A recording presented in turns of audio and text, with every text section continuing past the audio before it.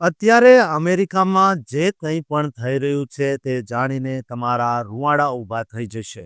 કારણ કે એક બાજુ કોર્ટનો આકરો પ્રહાર છે અને બીજી બાજુ હજારો જવાનોની ફૌજ મેદાનમાં ઉતારી દેવામાં આવી છે. શું ટ્રમ્પ સરકારના માસ ડિપોર્ટેશન એટલે કે સામૂહિક દેશ નિકાલના અભિયાન પર હવે બ્રેક લાગી જશે કે પછી આ તો માત્ર એક તોફાન પહેલાની શાંતિ છે?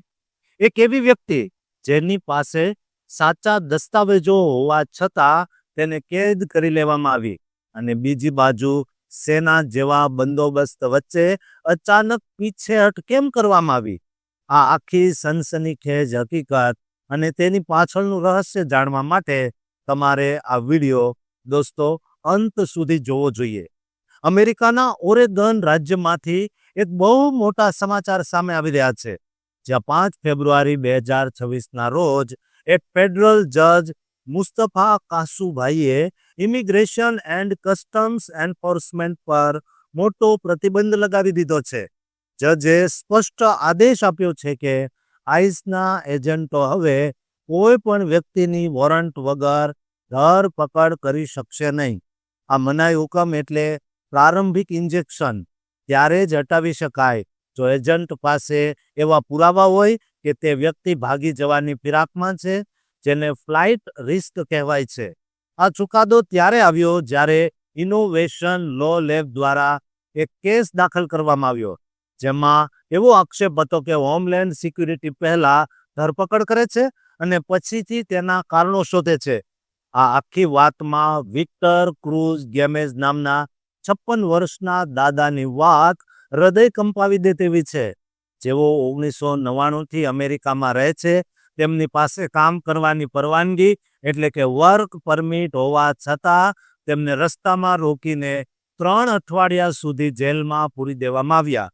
જજ કાસુભાઈએ એજન્ટોની પદ્ધતિને હિંસક અને ક્રૂર ગણાવી, કારણ કે તેઓ સિવિલ કેસમાં પણ હથિયારો બતાવી રહ્યા છે. બીજી તરફ મિનેસોટામાં પણ સ્થિતિ તણાવપૂર્ણ છે, જ્યાં વ્હાઇટ હાઉસના બોર્ડર જાર થોમસ હોમને અચાનક 700 ફેડરલ અધિકારીઓને પાછા ખેંચવાની જાહેરાત કરી છે. અહીં પહેલા 2800 અધિકારીઓ તૈનાત હતા, જે હવે ઘટાડીને 2000 કરી દેવામાં આવ્યા છે. આ ઓપરેશનને ઓપરેશન મેટ્રો સર્જ નામ આપવામાં આવ્યું હતું, જે અમેરિકાના ઇતિહાસનું સૌથી મોટું ડિપોર્ટેશન અભિયાન છે. જોકે સરકારે કહ્યું છે કે સ્થાનિક પોલીસ હવે અમને સહકાર આપી રહી છે, એટલે અમે જવાનોની સંખ્યા ઘટાડી છે, પણ આ કોઈ શરણાગતિ નથી. મિનેસોટામાં અત્યાર સુધીમાં 4000થી વધુ ધરપકડો થઈ છે, પરંતુ આ દરમિયાન રેની ગુડ અને એલેક્સ પ્રેટી નામના 2 અમેરિકન નાગરિકોના ગોળીબારમાં મોત થતા ભારે હોબાળો મચ્યો છે. લોકોમાં એટલો આક્રોશ છે કે અત્યાર સુધીમાં 30થી વધુ પ્રદર્શનકારીઓની ધરપકડ કરવામાં આવી છે. ટ્રમ્પ સરકાર આ અભિયાન માટે $74 અબજ વધારાનું ફંડ વાપરી રહી છે, જેને વન બિગ બ્યુટીફુલ એક્ટ નામ આપવામાં આવ્યું છે. આઈસના એક્ટિંગ ડિરેક્ટર ટોડ લાયન્સ દ્વારા પણ એજન્ટોને સૂચના આપવામાં આવી છે કે વોરંટ વગર કોઈની ધરપકડ ન કરવી, પરંતુ જમીની હકીકત કંઈક અલગ જ જોવા મળી રહી છે.